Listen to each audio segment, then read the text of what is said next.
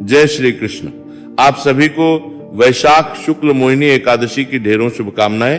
प्रिय भक्तों, आज की इस वीडियो में हम बात करेंगे मोहिनी एकादशी के विषय में, जो कि आने वाली एकादशी है। इस एकादशी का व्रत कब किया जाएगा, इस एकादशी का व्रत कैसे करना चाहिए, इसकी विधि क्या है, इसके नियम क्या है, इस एकादशी का पालन कब करना है। आप जानते हैं कि सभी एकादशियों के अलग अलग नियम होते हैं। प्रत्येक एकादशी के कुछ ना कुछ नियम ऐसे होते हैं जो अन्य एकादशी से भिन्न होते हैं। इसीलिए हम प्रत्येक एकादशी के विषय में पुराणों से जानकारी लेके आते हैं। विशेष रूप से पद्म पुराण एकादशी की महिमा बहुत अधिक है और सभी एकादशियों का वर्णन आता है।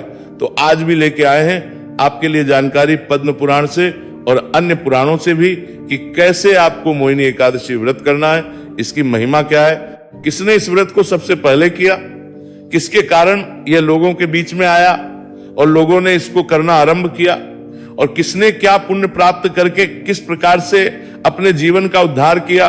इस वर्ष 2026 में व्रत कब करना है, पूजा का मुहूर्त क्या होगा, कब करनी चाहिए और क्या विशेष है जो इस एकादशी में आपको ध्यान रखनी चाहिए। ध्यान दीजिएगा कि एकादशी महत्वपूर्ण है और इसके अगले दिन जो द्वादशी आती है उसका भी महत्व बहुत अधिक है। तो दोनों व्रत अगर एक साथ करना चाहते हैं तो कैसे कर सकते हैं, इस प्रकार से संपूर्ण जानकारी इस एकादशी के विषय में आपको प्रदान की जाएगी। आपसे निवेदन है कि वीडियो यदि थोड़ा सा भी उपयोगी लगे तो कृपया एक बार लाइक अवश्य कर दीजिएगा और अपने व्रत की सफलता के लिए तथा भगवान नारायण का आशीर्वाद प्राप्त करने के लिए कमेंट बॉक्स में अवश्य लिखिएगा। जय श्री हरि। ओम नमो भगवते वासुदेवाय। जितना लिखेंगे उतना कल्याण होगा। आप देख रहे हैं प्राचीन मार्ग टीवी, ज्योतिष संस्थान का प्रतिष्ठित यूट्यूब चैनल प्राचीन मार्ग टीवी धार्मिक। हम यहाँ सभी व्रत और त्योहारों की सही शास्त्रीय जानकारी प्रदान करते हैं। ज्योतिष शास्त्र और पंचांग के आधार पर आपको बताते हैं कौन सी तिथि कब है, व्रत आदि कब करना है, क्या विधि है, क्या नियम है। यदि सभी सही जानकारियां पाते रहना चाहते हैं तो कृपया चैनल को सब्सक्राइब कीजिए और बेल आइकॉन को प्रेस कीजिए। जब आपका बटन दबाएंगे तो वहां एक घंटी का निशान बना हुआ आएगा, उसको अवश्य दबाइएगा, तभी आपको हमारे सारे वीडियो प्राप्त होंगे, अन्यथा आपसे जानकारी छूट जाएगी। आइए प्रिय भक्तों, अब जानकारी आरंभ करते हैं, बात करते हैं आने वाली एकादशी की। प्रिय भक्तों, आने वाली एकादशी जिसका नाम है मोहिनी एकादशी, इस एकादशी का महत्व अत्यधिक है। इस एकादशी का व्रत भगवान रामचंद्र के द्वारा किया गया था।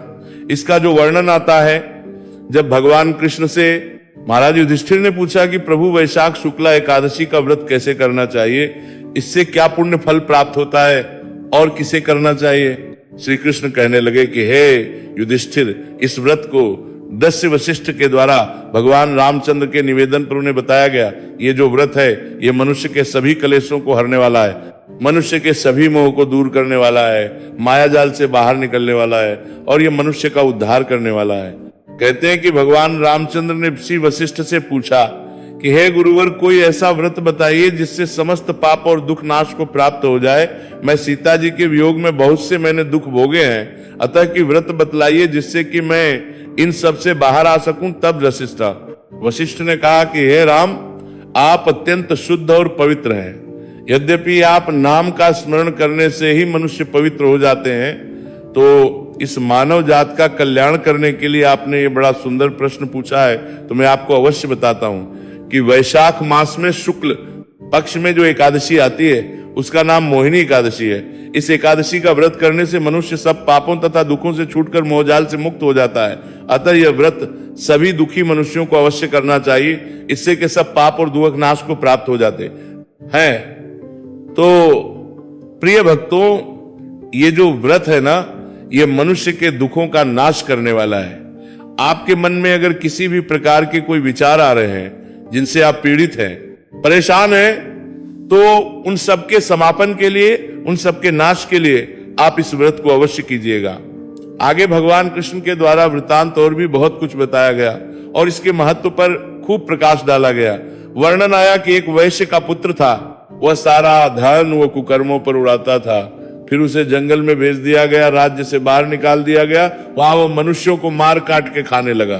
तब एक ऋषि से, ऋषि मार्कंडे से उनकी भेंट हुई। ऋषि मार्कंडे ने उनके उद्धार के लिए इस व्रत को करने की सलाह दी। लस्सी मार्कंडे ने उन्हें इसकी संपूर्ण विधि बताई कि कैसे ये व्रत करना चाहिए। उपरांत लस्सी की बताई गई विधि से उस वैश्य पुत्र ने इस व्रत को किया, जिसके फलस्वरूप वो सभी पापों से मुक्त हो गया। भगवान नारायण की कृपा से उसके पिता ने उसे अपने राज्य में बुला लिया और वो भगवान के आशीर्वाद से सभी सुख ऐश्वर्यों को भोगता हुआ अंत में भगवान के परम धाम को गया। तो ये जो व्रत है, इसकी विधि की हम चर्चा कर लेते हैं। यहाँ एक बात मैं आरंभ में ही आपको बता दूं कि ये जो दिन है ना, बड़ा महत्वपूर्ण है, क्योंकि इसके बाद वैशाख के अंतिम 5 दिन ऐसे आरंभ हो जाते हैं जिनकी महिमा बहुत अधिक है। इन 5 दिनों में एकादशी, द्वादशी, त्रयोदशी, चतुर्दशी और पूर्णिमा, इन 5 दिनों का जो स्नान है उसकी तुलना नहीं की जा सकती।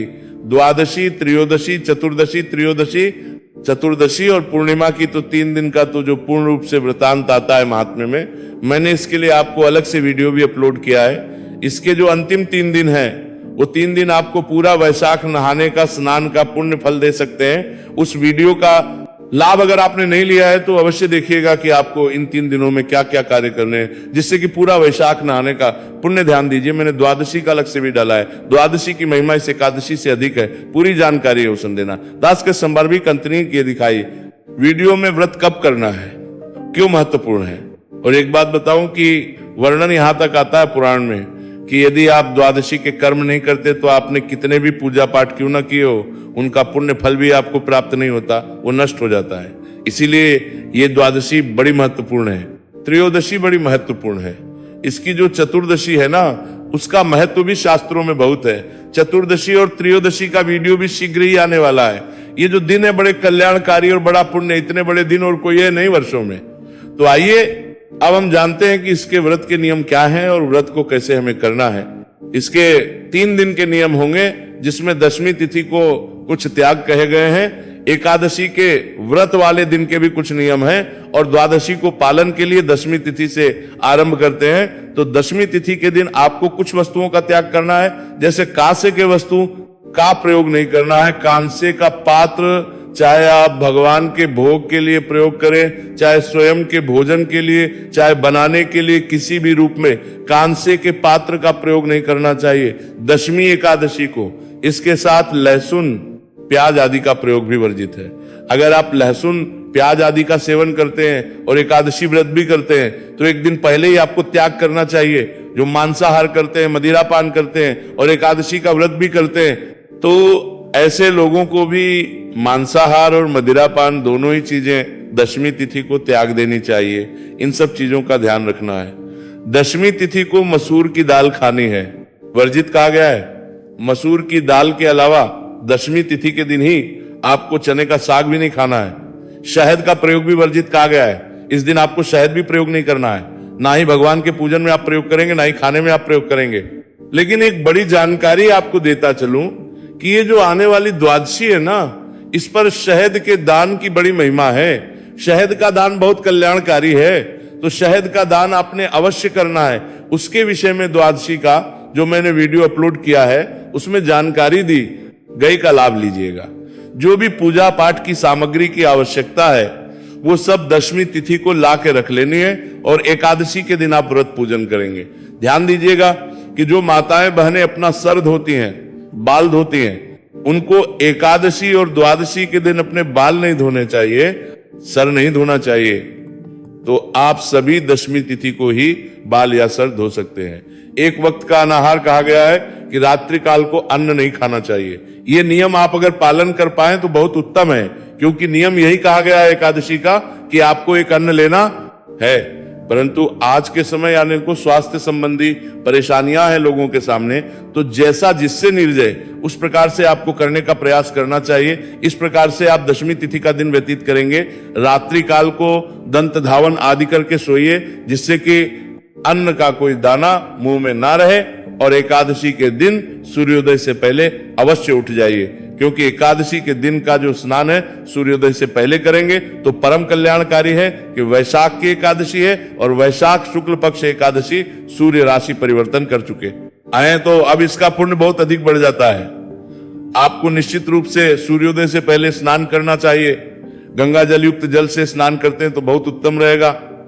दंत धावन की जो है मनाही की गई है। दातुन आदि का प्रयोग नहीं करना चाहिए। और जो मंजन या टूथपेस्ट का आप प्रयोग करते हैं तो उन सब में भी या तो केमिकल आता है या तो नमक आता है, और दोनों ही आपके व्रत को खंडित करते हैं, तो आपको इससे बचना चाहिए। ऐसी अवस्था में यदि आपके पास व्रत वाला मंजन है तो आप उसका प्रयोग कर सकते हैं, तो व्रत वाले मंजन का प्रयोग करना चाहिए। शास्त्र कहते हैं, या फिर आप कहीं आपके पास गुलाब की पत्ती हो तो आप गुलाब की पत्ती सुखा के उसका पाउडर प्रयोग कर सकते हैं। इस प्रकार से स्नान आदि से निवृत्त होकर स्वच्छ वस्त्र धारण करके सबसे पहले यम देवता को जल अवश्य दीजिएगा, क्योंकि ये वैशाख है। वैशाख में किसी भी तिथि का पुण्य सर्वाधिक तभी होता है जब वैशाख में आप यम देवता को जल अर्पण करते हैं। यम जल देने के बाद सूर्य देव को जल दीजिए, माता तुलसी को जल दीजिए। अगर रविवार का दिन नहीं है तो पितरों का तर्पण भी आपको अवश्य करना चाहिए, परम कल्याणकारी है। वैशाख में प्रतिदिन कहा गया है, प्रतिदिन ना कर पाए तो कम से कम एकादशी, संक्रांति, अमावस्या, पूर्णिमा, इन पर तो आपको अवश्य करना ही चाहिए। ध्यान दीजिएगा कि पितृतर्पण आदि करने के बाद फिर आपको भगवान का पूजन करना है। यहाँ भगवान का पूजन करने के बाद भी पितृतर्पण कर सकते हैं। बस पितृतर्पण में ध्यान रखिए कि उससे पहले कुछ खाया पिया नहीं जाएगा। ये आप सूर्योदय के बाद और सूर्यास्त से पहले कभी भी कर सकते हैं। सर्वोत्तम समय इसके लिए होता है कुतुब काल का, जो कि 11:40 से और 12:20 के बीच में होता है। बाकी जब आपको समय, उचित समय हो, क्योंकि ऑफिस जाने वाले हैं तो सुबह सुबह ही करके जाएंगे, पर यह जल तर्पण आपको पितरों के निमित्त अवश्य करना चाहिए। इसके लिए गीता का 7वां अध्याय सुनना चाहिए। संक्षेप में विधि बता दूं, 1 लोटा लीजिएगा तांबे का, उसमें थोड़ा सा गंगा जल भरिए, शुद्ध जल भरिए और तुलसी का पत्ता डालिए, आसन लगाइए, दक्षिण दिशा की ओर मुख करके बैठ जाइए और गीता के 7वें अध्याय का श्रवण कीजिए। गीता का 7वां अध्याय सुनिए, या आप पढ़ सकते हैं तो पढ़िए, और उसके बाद संकल्प करके उसका पुण्य अपने पितरों को अर्पित कीजिए और इस जल से तर्पण कीजिए। संकल्प कैसे है, कैसे आपको तर्पण करना है, मंत्र क्या है, ये सब जानकारी मैं गीता के 7वें अध्याय का जो वीडियो अपलोड करता हूं आपके लिए, उसमें बता देता हूं। तो आप उस वीडियो का लाभ लीजिएगा और उसके अनुसार आप पाठ भी सुनिएगा और जैसे जैसे कहा जाए वैसे कीजिएगा। इसे आपके पितृ तृप्त होते हैं। यदि पितृदोष हो तो वह दूर होता है, इसीलिए आपको यह कर्म अवश्य करना चाहिए। अब बात करते हैं भगवान के पूजन की और एकादशी के दिन के व्रत के नियमों की। भगवान नारायण का इस दिन आपने पूजन करना है। पूजन के लिए सामग्री एक बार नोट कर लीजिए। आपके पास भगवान की कोई तस्वीर या प्रतिमा होनी चाहिए। वैशाख का महीना है, शालिग्राम भगवान है तो बहुत उत्तम है, उनकी पूजा कीजिए। उनको स्थापित करने के लिए चौकी पर बिछाने के लिए लाल या पीला वस्त्र। यदि भगवान की स्थापना पहले से आपने मंदिर में कर रखी है तो वहां पर भी पूजन कर सकते हैं। पूजा के लिए रोली, मौली, पान, सुपारी, लौंग, इलायची, धूप, दीप, इत्र, जनेऊ, नैवेद्य, गंगाजल और पंचामृत बनाने के लिए कच्चा दूध, दही, घी, शक्कर और गंगाजल, ये सारी सामग्री आपने एकत्र करनी है। और एक लोटा लीजिएगा तांबे का, उसमें पहले थोड़ा गंगाजल भरिएगा, फिर शुद्ध जल भरिएगा और आसान लगा के उत्तर दिशा की ओर या पूर्व दिशा की ओर मुंह करके बैठ जाइएगा। सबसे पहले आप सामग्री का स्थान का शुद्धिकरण करेंगे, जिससे कि सामग्री और स्थान पवित्र हो जाए, क्योंकि ये सामग्री आप तक आने से पहले अनेकों हाथों से होकर निकली है। हम मंत्र पढ़ देते हैं, ओम अपवित्रहा पवित्रवा सर्वावस्थागतोपिवा यह स्मरेत पुंडरीकाक्षं सबाह्याभ्यंतरा शुचिहा पवित्र हो पवित्र। इस प्रकार जल छींटे देके आपने स्थान को शुद्ध किया, सामग्री को पवित्र किया। चौकी लगाइए, चौकी पर वस्त्र बिछाइए, भगवान की स्थापना कीजिए, उनके सामने घी का दिया रखिए, धूप रखिए। इस प्रकार भगवान की स्थापना करने के बाद भगवान का पूजन करेंगे। पहले अपना शुद्धिकरण करेंगे, आचमनी करेंगे, तो अपने सीधे हाथ पर जल लीजिएगा, हस्तो प्रक्षालन नमः, हाथ धो लीजिए। फिर एक मंत्र पे 1 चम्मच जल आपको पीना है। 1 चम्मच से जल अपने सीधे हाथ में लेंगे और जल पी जाएंगे। जब बोलेंगे तब ओम माधवाय नमः जल लीजिए, पी जाइए। ओम केशवाय नमः जल लीजिए, पीजिए। ओम नारायणाय नमः जल लीजिए, पी जाइए। ओम हर्षिकेशाय नमो नमः जल लीजिए और हाथ धो लीजिए। हाथ धोने के बाद अब अपने आप को तिलक करेंगे, मौली बांधेंगे, तदोपरांत दीप प्रज्वलन करेंगे। शुभम करोति कल्याणम आरोग्यम धन संपदा शत्रु बुद्धि विनाशाय दीप ज्योतिर्नमो अस्तुते। धूप दीप जलाइए। धूप दीप जलाने के बाद आपको संकल्प करना है। संकल्प कैसे करना है? संकल्प करने के लिए सीधे हाथ पर जल लीजिए, पुष्प लीजिए और 3 बार ओम श्री विष्णु, ओम श्री विष्णु, ओम श्री विष्णु। अपना नाम, अपना गोत्र जिस स्थान पर बैठकर संकल्प कर रहे हैं, वहां का मकान नंबर, क्षेत्र का नाम, शहर का नाम, भगवान नारायण, एकादशी व्रत, श्री विष्णु, और यह संकल्प भगवान के चरणों में अर्पित कर दीजिए। संकल्प करने के बाद भगवान का पूजन करेंगे, अर्पित करेंगे, स्नान कराएंगे, पंचामृत से स्नान कराएंगे, फिर स्नान कराएंगे, भगवान को वस्त्र अर्पित करेंगे। वस्त्र अर्पित करने के बाद भगवान को जनेऊ अर्पित करेंगे। जनेऊ को तिलक कीजिएगा, फिर अर्पित कीजिएगा, इत्र अर्पित कीजिएगा, तिलक कीजिएगा, तिलक करके पुष्प अर्पित कीजिए। माला है, माला पहनाइए, धूप दिखाइए, दीप दिखाइए भगवान को। नैवेद्य के रूप में भोग प्रसाद पास है, फल है तो फल, मिठाई है तो मिठाई, बतासा, मिष्टी जो आपके पास है वो अर्पित कीजिए। और फिर जल आचमनी के रूप में 1 चम्मच जल भगवान के सामने रखे पात्र में अर्पित कर दीजिए। इसके बाद तांबुल अर्पित करेंगे। पान का पत्ता लीजिए, उस पे 2 लौंग, 2 इलायची और 1 सुपारी रखिए और वो पान का बीड़ा बनाकर भगवान को अर्पित कीजिए। शुभ दक्षिणाम शुभ दो और दो। वह जो भी दक्षिणा अर्पित करना चाहते हैं वह दक्षिणा अर्पित कीजिए, हाथ जोड़कर नमस्कार कीजिए। इस प्रकार से आपने पूजन करना है। पूजन करने के बाद कथा श्रवण करेंगे, एकादशी के व्रत सुनेंगे। कथा के साथ विष्णु शास्त्र नाम सुनना है और फिर आरती करनी है। आपकी सुविधा के लिए मैं एक ही वीडियो में कथा, विष्णु शास्त्र, नाम और आरती तीनों रिकॉर्ड करके अपलोड करता हूं, तो उसका लाभ लीजिएगा। आरती आदि करने के बाद फिर आपको नियमों के अनुसार दिन को व्यतीत करना है। आरती का अहित नहीं करना है, किसी को अपशब्द नहीं बोलने, शांतचित्त रहते हुए दिन को व्यतीत कीजिए। सायंकाल को कीर्तन की बड़ी महिमा है, अवश्य करना है आपने।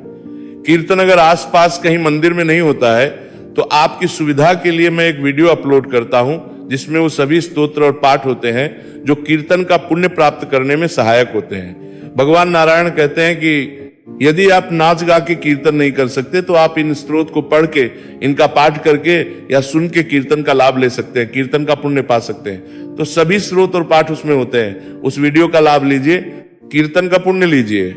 आहार की बात करते हैं, सायंकाल को जो आप आहार लेंगे तो फल आहार ही आपको लेना चाहिए और कुछ इसमें नहीं खाना चाहिए। फिर भी यदि साबक, सिंघाड़ा आदि से कुछ बनाना चाहे तो प्रयोग कर सकते हैं। अन्न और मिर्च, नमक का पूर्णतः वर्जित कहा गया, इनका सेवन नहीं करना चाहिए। रात्रि काल को जागरण आपने अवश्य करना है। इस एकादशी पर जागरण की बड़ी महिमा कही गई है। जब आप कथा सुनेंगे तो उसमें वर्णन भी आएगा। प्रश्न उठता है जागरण कितनी देर तक करें? तो जागरण यूं तो पूरी रात्रि करना चाहिए। एकादशी पर सोना ही मना है, परंतु जो लोग पूरी रात्रि जागरण ना कर पाए तो वो लोग कम से कम 2 बजे तक तो परे ही करें। और जागरण का भी टीवी देख रहे हैं, गॉसिप कर रहे हैं और जागरण कर रहे हैं। स्तोत्र पाठ का श्रवण करते हुए या पढ़ते हुए आपको जागरण करना चाहिए। जो वीडियो मैं आपको अपलोड करता हूं एकादशी के लिए, उसमें कीर्तन और रात्रि काल में सुने जाने वाले सभी स्तोत्र पाठ होते हैं, उनका लाभ लीजिए। और अगले दिन सूर्योदय से पहले उठ जाइए। उठने के बाद स्नान आदि से निवृत्त होकर स्वच्छ वस्त्र धारण करके पारण की पूजा करेंगे। पूजन करने के बाद ब्राह्मण को दान दक्षिणा आदि देने के बाद फिर हम व्रत का पारण करेंगे। पारण की पूरी पूजा और नियम मैं आपको अलग से वीडियो में बता दूंगा। और जो पूजा विधि का वीडियो हमारा यहाँ आएगा एकादशी की पूजा का, उसमें पूरी पूजा विधि मंत्रों के साथ आपको प्राप्त हो जाएगी। उसका पूरा लाभ लीजिए, क्योंकि मैं बड़ी सरल विधि से आपको पूजन करवाता हूं। एकादशी का इतनी आसानी से कि आप उसको चला के रख देंगे तो आप बड़े आसानी से पूजन कर पाएंगे। वहां मंत्रों के सहित और बहुत ही सूक्ष्म विधि से, साधारण विधि से आपका पूजन हो जाएगा। उस वीडियो का भी लाभ लीजिएगा। अब बात करते हैं कि एकादशी का व्रत आपने करना कब है। हे भक्तों, ये एकादशी तिथि शुरू हो जाएगी 26 अप्रैल की शाम को 6:06 पर और 27 अप्रैल की शाम को 6:15 तक ये रहेगी। ऐसे में उदय तिथि मान के अनुसार 27 अप्रैल को एकादशी है और 27 को ही व्रत किया जाएगा। भारत सहित सभी देशों में 27 अप्रैल को ही व्रत है, तो हमारे बाहर के दर्शक भी इस पर ध्यान दें। पूजा मुहूर्त की बात करें तो सूर्य उदय से और पहला 1.5 घंटा पूजा के लिए बहुत उत्तम है, उसमें आप पूजन कर सकते हैं। के बाद 10:30 बजे के बाद भी उत्तम मुहूर्त रहेगा। अब बात करते हैं कि आपने पारण कब करना है। तो प्रिय भक्तों, पारण जो है आप 28 तारीख को करेंगे। पारण के लिए सब जो समय है वो रहेगा 10:15 बजे से और 11:30 के बीच में चौघड़िया के अनुसार वो सुबह ही पारण करना चाहते हैं तो 6:02 से और 7:15 के बीच में भी पारण कर सकते हैं। तो अगले दिन का जो द्वादशी का व्रत अगर आप करने वाले हैं, क्योंकि परम पुण्यदायी है द्वादशी का व्रत, तो उस अवस्था में पारण आप तुलसी दल और जल के साथ कर सकते हैं। बाकी पूरी विधि में पारण की वीडियो में अवश्य बताऊंगा, उसका लाभ अवश्य दीजिएगा। ये थी जानकारी एकादशी के विषय में। जानकारी थोड़ी भी अच्छी लगी हो तो लाइक अवश्य कीजिएगा, शेयर कीजिएगा, जिससे कि लोगों के पास जानकारी पहुंचे। और यहां बताता चलूं कि भद्रा की बात कही जा रही है, लेकिन भद्रा का इस एकादशी के पूजन पर कोई प्रभाव नहीं रहेगा, तो डरने की आवश्यकता नहीं है। भगवान नारायण सब पर कृपा करें। हरे कृष्णा।